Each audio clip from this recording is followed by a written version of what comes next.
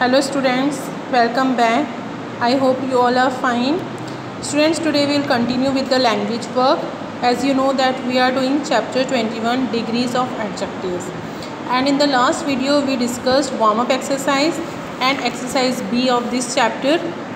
Exercise A was your homework. I hope you all have done this.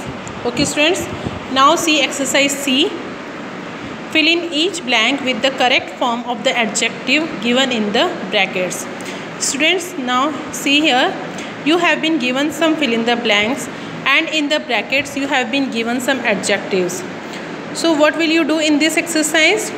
You will fill the correct form of the adjective which you have been given in the brackets. जो brackets में आपको adjectives दिए हैं, आपको उसके correct form जो है यहाँ पर fill in the blanks में fill करने हैं. Okay? Students, this is your homework. You will do this exercise by yourself. Now turn the page and take out exercise D. Read these sentences. This house is as big as that one. Ravi is as tall as Ahmed. Students, in the sentences में देखो कुछ words highlight किए हैं, as big as tall as. We use the as adjective as phrase to compare two things that are similar.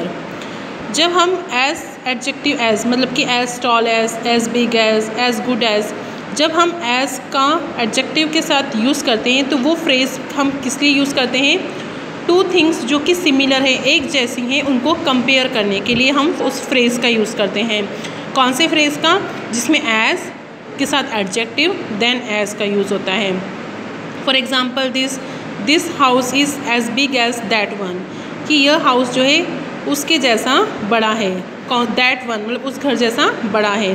यहाँ पर दोनों house की बात हो रही है और सिमिलर हैं दोनों, तो वो ये घर भी बड़ा है और वो घर भी बड़ा है. तो यहाँ पर हम क्या कह रहे हैं? This house is as big as that one. Ravi is as tall as Ahmad. Ravi Ahmad जितना टॉल है, मतलब रवि और अहमद दोनों टॉल है, दोनों की सिमिलरिटी है टॉल. तो यहाँ पर क्या है? Ravi is as tall as Ahmad. जब दोनों थिंग्स जो आपस में सिमिलर हो, दो पर्सन्स की बात हो रही है, थिंग्स की बात हो रही है जो आपस में सिमिलर हो, तो उसके लिए हम क्या यूज़ करते हैं? As adjective as. After that now see this sentences. This car is not so और as fast as that one. Ravi is not so or as tall as Pratik. We use the not so or as plus adjective plus as phrase to compare two things that are not similar. Students, हम not so और साथ में adjective as का use करते हैं, phrase का use करते हैं two things को compare करने के लिए जो आपस में एक जैसी नहीं हैं, that are not similar, जो एक जैसी नहीं हैं. उसमें हम not so का भी यूज़ करते हैं और उसमें हम नॉट सो प्लस और एज एडजेक्टिव एज का यूज़ करते हैं. ये फ्रेज़ जो है हम किस लिए यूज़ करते हैं? नॉट वाला उन थिंग्स को कंपेयर करने के लिए जो आपस में सिमिलर नहीं है, एक जैसी नहीं है. Now C exercise D. Now make comparisons as indicated. Students, here some fill in the blanks have been given to you and you have to make comparison. In the brackets you have been given some adjectives, and in the another brackets you have to use like use as adjective as, use not so or as adjective as. So as indicated you have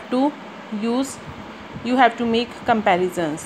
Okay, first is sugar is dash sweet honey. Use as dash as. dash में आपको adjective लगाना है. adjective कौन सा है यहाँ पर? sweet. So we will write sugar is as sweet as honey. Sugar Honey जितना स्वीट है, क्योंकि शुगर भी स्वीट होता है और हनी भी स्वीट होता है. Second, pearls are dash expensive diamonds. Use not so oblique as dash as. हम क्या लिखेंगे? Pearls are not as expensive as diamonds. Pearls diamond जितने एक्सपेंसिव नहीं होते हैं. डायमंड ज़्यादा एक्सपेंसिव होते हैं और पर्ल्स क्या होते हैं? इतने एक्सपेंसिव नहीं होते हैं. तो हम इसमें क्या लगाएंगे? नॉट और as expensive as.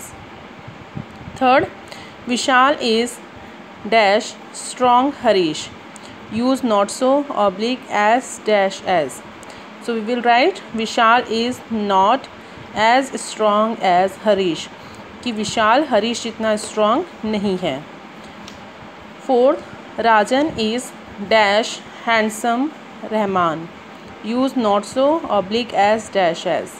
So you will write Rajan is not as handsome as Rahman, कि राजन रहमान जितना हैंडसम नहीं है.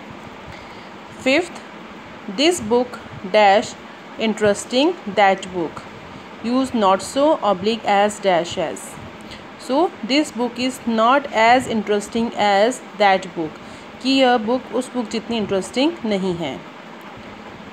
Six, Tom is dash clever as the other boys in his class, use as adjective as.